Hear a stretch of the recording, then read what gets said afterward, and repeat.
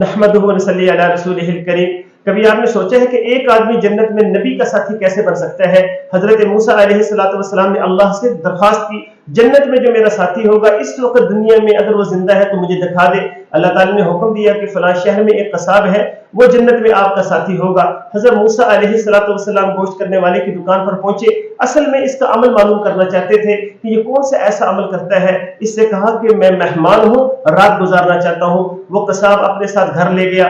घर में दाखिल हुए तो मूसा अलैहिस्सलातु वस्सलाम ने देखा कि इसने गोश्त का शोरबा तैयार किया और फिर इसमें टुकड़े भिगोकर अपनी बूढ़ी वालदा को खिलाना शुरू किए। उसके बाद मुंह साफ किया तो वो बूढ़ी औरत होंठ हिलाने लगी। मूसा अलैहिस्सलातु वस्सलाम करीब चले गए, पूछा आप क्या कह रही हैं? वो कहने लगी ये मेरा एक बेटा है, रोजाना ऐसे ही खिदमत करता है और मैं अल्लाह से दुआ करती हूँ कि ऐ अल्लाह इसको जन्नत में मूसा का साथी बना दे। मूसा अलैहिस्सलातु वस्सलाम ने फरमाया अल्लाह ने आपकी दुआ को कबूल कर लिया, मैं ही मूसा हूँ, आपको मुबारक हो।